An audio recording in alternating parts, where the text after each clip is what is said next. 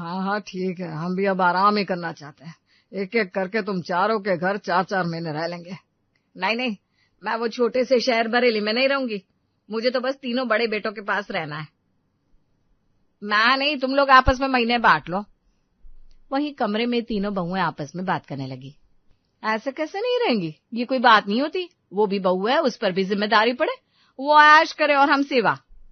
और क्या दिल्ली की खर्ची वैसे ही कम है? अरे हम 3 महीने भी कैसे रखेंगे हम ही जानते हैं। रुको रुको, सुनो, मैं क्या कह रही थी। सच्ची ये सास हमारी ना बड़ी ही चालाक निकली। पहला घर बड़े बेटे का, शुरुआत के दिन। माँ जी 3 महीने के हिसाब से बैग बढ़ा नहीं ले आई अब। अरे दवाई भी तो होती है ना हम दोनों की। अब यहाँ पता नहीं मिले ना मिले। घबराओ नहीं बेटा, हम सिर्फ 3 महीने ही रहेंगे। वैसे पापा पता नहीं आप लोगों को ये आइडिया क्यों अच्छा लगा। अब क्या है ना, हमें आदत नहीं है ज्वाइंट फैमिली में रहने की, लेकिन अब ठीक है। तभी छोटे बेटे का फोन आता है। रोहन फोन कर रहा है। माँ का मुंह बन जाता है। पिता बात करके फोन रख देता है तो माँ कहती है, क्या बोल रहा था? ये पता नहीं क्यों पीछे पड़ा है कि कहीं नहीं रहना है, 3-3 महीने मेरे पास रहो। अरे कौन रहेगा उसके घर में? ना घर में जगह, ना शहर ढंग का। देखो इन लोगों का घर कितना बड़ा है। लेकिन तभी बेटा कहता है, माँ धीरे बात करो, यहाँ तेज बात नहीं करते हम लोग। वो क्या है ना, बच्चों की पढ़ाई चलती है। तभी पिता खांसने लगते हैं। क्या पापा जी, कितना अनहाइजेनिक हो जाएगा। आप मास्क लगा कर रहिए, यहाँ ये बीमारी फैल जाती है। रुकिए मैं आपको मास्क देती हूँ। अरे नहीं नहीं बहू, वो क्या है ना, हम लोगों को घुटन होती है मास्क में। हाँ तो फिर ठीक है, कमरे से बाहर मत निकलिएगा। 2 हफ्ते बाद। माँ जी आप रसोई में बैठी हो तो जरा चाय का पानी चढ़ा देना, मुझे बच्चे का टिफिन बनाना है। हाँ बेटा रख देती हूँ। और माँ जी वो दाल भी भिगो देना थोड़ी देर में। अच्छा बेटा। बहू बेटा तुम बताओ, हम कर देंगे। वैसे भी तेरी सास को काम करने की आदत नहीं है ज्यादा। अब अपना घर तो है नहीं जो आदत नहीं है बोल दिया। कहीं आए गए हो तो आदत बदलनी पड़ती है, समझे। अब बड़ी बहू आए दिन सास से काम करवाती रहती है। माँ जी जरा झाड़ू लगा देना अंदर वाले कमरे में, मेरी कमर में दर्द है आज। अरे बेटा इतने बड़े घर में झाड़ू मैं कैसे? रहना है बड़े घर में, वाह जी वाह, लेकिन साफ सफाई नहीं होगी। क्यों? करनी पड़ेगी वरना खाना नहीं दूंगी। और हाँ थोड़े बर्तन भी पड़े हैं, बस 10 मिनट का काम है। बहू बेटा ये तो हर रोज हो रहा है, तुम्हारी सास से इतना काम। पापा जी अब बहू बेटी तो होती नहीं है जो सास को बिठाकर खिलाए हैं। फ्री में तो भगवान भी नहीं मिलते, तो खाना कहाँ से मिलेगा। आपको बुरा लग रहा है तो आप भी हेल्प करा सकते हैं। उसी हफ्ते शाम को। वैसे आपसे एक बात पूछनी थी बाबूजी, आपकी पेंशन कितनी आती है हर महीने? 12,000 आती है बेटा। देखिए आप यहाँ रहते हैं, खाते पीते हैं, घर में कुछ देना तो चाहिए ना। 8,000 दे दिया करो महीने, बाकी अपने पास रखो। पिताजी शालिनी ठीक कह रही है, घर का खर्च बढ़ता है और वैसे भी बैंक में पैसा रख कर क्या करेंगे। बोझ तो बढ़ता है ना लोगों के बढ़ने से। बेटा हमने जिंदगी भर तुम्हारे लिए किया, आज अब बोझ हो गए। चुप रहो जी, दे दो ना, अपने ही घर में भीख नहीं मांगेंगे। पैसे दे दो, फक्र से रहेंगे। और हाँ इन पैसों से काम वाली रख लेना। माँ जी ऐसा तो बोलो मत, बस घर चलाना पड़ता है। क्यों नहीं रख लेंगे, पैसे तो निकालो दोनों। ऐसे भी एक बार घर बिक जाए फिर कौन मुंह देखेगा इन लोगों का। चुप तेरे बोलो। पिताजी सुनते तो है कि किसी घर के बिकने की बात हो रही है, लेकिन समझ नहीं पाते। बेटा है या किराएदार समझ रखा है हमें। पहले काम करवाओ फिर पैसे भी लो और ऊपर से एहसान भी जताओ। अब 3 महीने पूरे होते ही। हेलो सुन रही हो ना मजली, याद है ना इस महीने की 15 तारीख? हाँ याद है, क्यों क्या हुआ? अरे क्या हुआ, तेरी बारी आ रही है, इन दोनों को लेकर जाना है अब तेरे यहाँ। हाय राम, 3 महीने हो गए इतनी जल्दी। अच्छा बता कैसे रहे ये लोग? कैसे रहे क्या पूछती है, माँ जी का तो पूरा घर पर कब्जा था, रसोई से लेकर बैठक तक। जब देखो तब बैठिए, मेहमान आए तो भी वहीं, बच्चे दोस्त लाए तो भी वहीं। अरे और पिताजी की पेंशन वो तो खुद ही अपनी जेब में रखते हैं। मैंने कहा घर में दो तो मुंह फुला लिया दोनों ने, जैसे मैंने कोई गुनाह कर दिया हो। हद है। वैसे भी एक बार घर बिके इन लोगों का, तब देखते हैं कैसे चौड़े होते हैं दोनों बूढ़ा बुढ़िया। और सुन, माँ जी को लगता है बहू सेवा करे और वो बस हुक्म चलाए। एक दिन भी चाय खुद से नहीं बनाई, बस आवाज लगाती रहती है, बहू अरे बहू। अच्छा सुन, मैं तुझे बाद में फोन करती हूँ, पहले इनके आने की तैयारी कर लूँ। हाँ और सुन थोड़ा समझदारी से रहना वरना 3 महीने भारी पड़ जाएंगे। मजली बेटे का घर। मजली बहू ने पहले ही बच्चों को समझा दिया। सुनो तुम दोनों, दादा दादी आ रहे हैं, पर उनके कमरे में जाना नहीं है बार बार, और अपना सामान वहां नहीं छोड़ना, समझे? जब सास ससुर पहुंचे, आइए बैठिए, लंबा सफर था ना, थक गए होंगे, पानी लाती हूँ। हाँ बेटा थोड़ी थकान है, ले आ पानी, फिर जरा शरबत बना देना। हाँ क्यों नहीं। अच्छा सुनिए माँ जी, पहले ही बात कर लेती हूँ, घर छोटा है, मेरे बच्चों की पढ़ाई होती है, तो दिन में घर में शांति चाहिए। तो बेटा हम कौन सा मेहमान लाएंगे? नहीं नहीं, बस यूं ही बता दिया। और हाँ, सुबह नाश्ता जल्दी करना होगा, क्योंकि मुझे बच्चों को स्कूल भेजना होता है, उसके बाद मैं काम पर निकल जाती हूँ, तो आप दोनों थोड़ा बाहर टहला ना सुबह।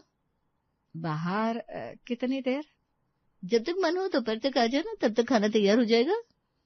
यानी सुबह से दोपहर तक घर से बाहर? अगले दिन सुबह 7 बजे।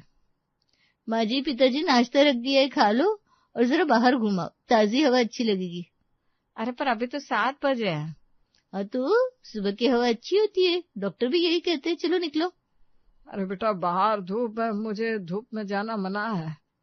पार्क में पेड़ है, छाया मिलेगी, चलिए घर खाली करिए। ये क्या तरीका है, अपने ही घर से निकाल रही है?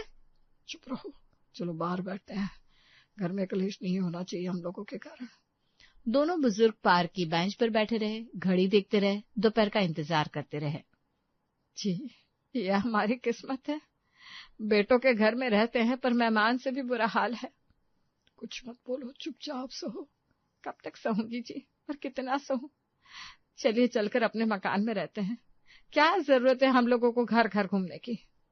सही बोल रही हो। पता नहीं ये तीनों शुरू में तो बहुत प्यार दिखा रहे थे, और अब। तभी पिता का फोन बजा। हाँ बेटा बोल। अरे पापा कहाँ हो, ठीक हो ना? माँ कैसी है, सब चकाचक है ना माँ? ठीक ही है, तू बता तू कैसा है? पापा सीधे सीधे बताओ ना, आवाज से लग रहा है कुछ गड़बड़ है, क्या हो रहा है वहाँ? अरे नहीं नहीं, बस पार्क में बैठे हैं, हवा खा रहे हैं। पार्क में अभी सुबह सुबह? अच्छा माँ को फोन दो जरा। ले बात कर। हाँ बोल बेटा। माँ सच बताओ ना, ठीक हो ना तुम? खाना वाना मिल रहा है ना ढंग का? हाँ बेटा चल रहा है सब। माँ जल्दी आओ ना हमारे पास, मीना रोज पूछती है माँ कब आएगी। मुझे तो ना फोन। माँ जी सुनिए ना, मुझे भी सेवा का मौका दीजिए ना। अब आदत नहीं रही छोटे शहर की, लेकिन देखो आना तो है, अब क्या करें। माँ जी आपको यहाँ नहीं लगेगा कि शहर छोटा है, हम लोगों का घर बहुत बड़ा और खुला खुला है। चलिए अभी फोन रखते हैं, इनको ऑफिस जाना है। फोन कटा। देखा, छोटे का फोन था। बहू देख कितने प्यार से बात करती है। हाँ बात तो करती है, करे क्यों ना, फोन पर तो सब करते हैं। अरे नहीं, क्योंकि वो लोग सच में अच्छे हैं। अच्छा है तो क्या जी, घर देखा है उनका, जैसे मैदान, वो भी किराए का। अरे अपना घर तक नहीं है अभी तक, और बरेली में पड़े हैं। क्या रखा है उस शहर में, न बाजार ढंग का, न कोई सुविधा। मुझसे नहीं होगा वहां। पर बेटा दिल का साफ है, बहू भी बहुत अच्छी है। दिल से क्या होता है जी, दिल से दाल नहीं पकती। और वो बहू, अरे गरीब है तो प्यार तो दिखाएगी, जब पास में कुछ होगा तब असली रंग पता चलेगा। ये क्या बात हुई भला, वो अपनी जेब से ज्यादा सोचते हैं हमारे लिए। बस बस, तुम ना हमेशा उनकी तरफदारी करते हो, मुझे नहीं जाना वहां बस। पिता चुप हो गए, फोन हाथ में लिए बैठे रहे। छोटी की आवाज अभी भी कानों में थी और आंख धीरे से भर आई। पार्क से वापस घर लौटे तो देखा बैठक में 4-5 मेहमान बैठे हैं। अरे कौन आया है? लगता है पड़ोसी है। दोनों अंदर घुसे। बाल बिखरे हुए, कपड़े सुबह के वही थे, चेहरे पर थकान साफ दिख रही थी। अरे आ गए, बैठो बैठो। ये कौन है? ये हमारे मतलब ससुर जी हैं और सासू माँ, यही रहते हैं हमारे साथ। अच्छा अच्छा। नमस्ते। नमस्ते। तभी मजली बहू रसोई में गई और जोर से बोली, सुनो जी, वो नौकर नहीं आया क्या आज? अरे बड़ी मुसीबत है, चाय कौन बनाएगा, मेहमान भी आए हैं। पिता का दिल धक से रहा। माँ ने पिता की तरफ देखा, आंखें लाल हो गई। मजली बहू वापस आई। माँ जी जरा चाय चढ़ा देना, बिस्किट भी रख देना प्लेट में, मेहमान आए हैं ना। हम नौकर हैं क्या बहू?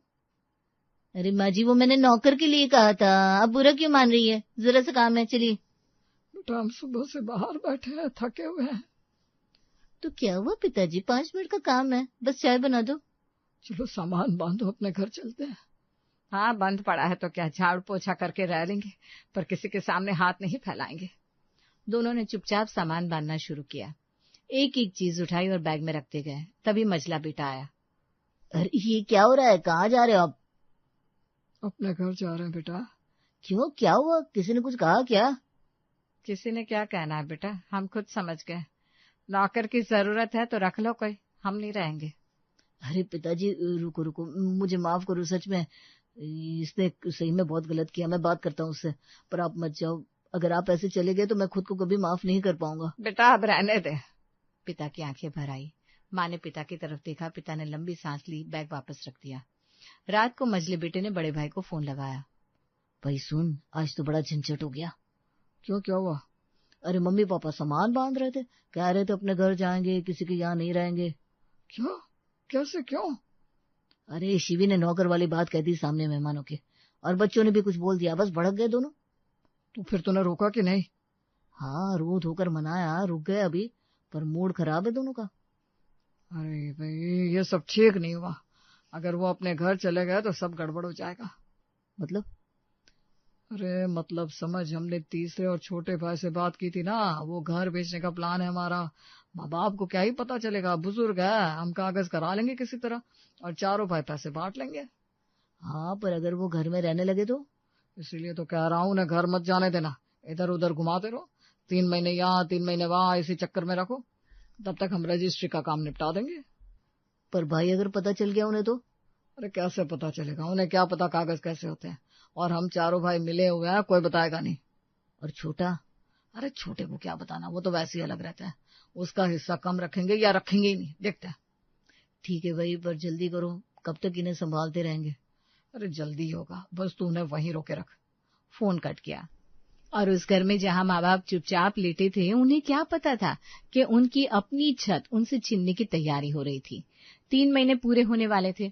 उस दिन मजले घर में फिर कुछ मेहमान आए थे। बहू ने फिर वही किया, माँ को रसोई में भेज दिया, पिता को बाहर बिठा दिया। बच्चों ने फिर कुछ ऐसा कह दिया जो दिल में चुभ गया। तभी दरवाजे पर दस्तक हुई। पिताजी, माँ चलो मेरे साथ। अरे तू कब आया बेटा? अभी आया पिताजी।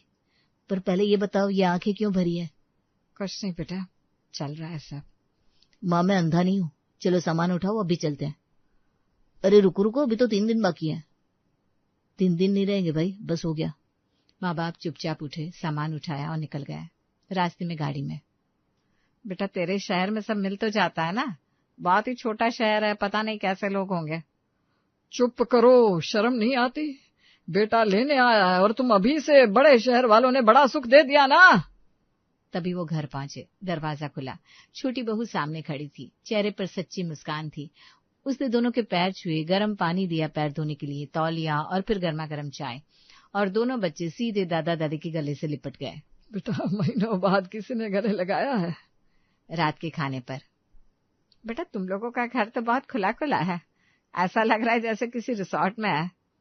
हाँ माँ जी, शहर छोटा है तो मकान सस्ते में बड़े और अच्छे मिल जाते हैं। अच्छा सुन बहू, मुझे सुबह बिस्तर पर ही चाय चाहिए और नाश्ता भी ढंग का बनाना। मैं रोटी वोटी नहीं खाती सुबह। और देख, मुझे कोई कमी नहीं होनी चाहिए, नहीं तो मैं अपने घर चली जाऊंगी। वहाँ कम से कम अपना घर तो है। अरे बस भी करो। माँ पापा, एक बात बतानी थी, बहुत जरूरी है। क्या हुआ बेटा? पापा, भैया लोग मिलकर आपका घर बेचने की तैयारी कर रहे हैं, कागज तैयार हो रहे हैं, बस आपके साइन चाहिए उन्हें किसी तरह। क्या? सच कह रहा हूँ, मुझे किसी ने बताया, इसीलिए आप लोगों को घर नहीं जाने दे रहे थे वो। पिता कुछ नहीं बोले, बस हाथ मुंह पर रख लिया और आंखें बंद कर ली। जिंदगी भर की मेहनत और जिंदगी भर का भरोसा दोनों एक साथ टूट गए थे। उन्होंने छोटे को तीनों को बुलाने को कहा। अगले दिन छोटे बेटे ने तीनों भाइयों को बुलाया। तीनों आए, चेहरे पर अकड़। क्या बुलाया अचानक? मेरी जॉब होती है, खाली नहीं बैठा मैं। बैठो, सब बात करनी है। सब बैठ गए। कमरे में चुप्पी थी। देखो, मैंने जिंदगी भर मेहनत की, एक एक पैसा जोड़ा, तुम चारों को पढ़ाया लिखाया, घर बनाया, और आज पता चला कि मेरे 3 बेटे मिलकर वो घर बेच रहे हैं मेरे जीते जी, मेरी जानकारी के बिना। ऐसे नहीं बेच सकोगे, क्योंकि वो घर मैंने दान कर दिया है। जब तक मैं जिंदा हूँ मैं रहूंगा, मेरे जाने के बाद वो बुजुर्ग बेसहारा लोगों का होगा। अरे पिताजी, ये क्या कर दिया आपने? पागल है क्या? अरे हमने बयाना भी ले लिया है उस घर का। हाँ, अब अगर वो घर हम लोगों का नहीं हुआ तो आप लोगों को भी हम लोगों से कोई उम्मीद नहीं होनी चाहिए। मेरे लिए तो मर चुके हैं आप लोग। पता है, मुझे अपने मकान की बची किश्त खत्म करनी थी उस पैसे से, बीवी को जेवर दिलाने थे, लेकिन जा रहे रहो इसी के साथ। तीनों चले जाते हैं उनके जाने के बाद। मम्मी पापा, आप लोग जब तक चाहे यहाँ रह सकते हैं, ये घर आप लोगों का है। माँ की आंख में आंसू आ गए। पिता ने अलमारी खोली, एक लिफाफा निकाला। ये 5 लाख रुपए है छोटे बेटे के लिए। इसने बिना मांगे सब दिया, बाकी तीनों को एक पैसा नहीं। नहीं पापा, मैं नहीं ले सकता, मुझे माफ करें। मेरे पास पैसे हैं जितने में मैं अपने माता पिता पत्नी और बच्चों को पाल सकूं, वो भी आराम से। आप लोगों को ये घर अच्छा लगता है तो यहीं रह लीजिए। बाकी शहर भले छोटा है, लेकिन यहाँ के लोग बहुत अपने, अपनों से भी ज्यादा। बेटा, तूने आँख खोल दी हमारी। इंसान की पहचान मुसीबत में होती है और तू खरा निकला।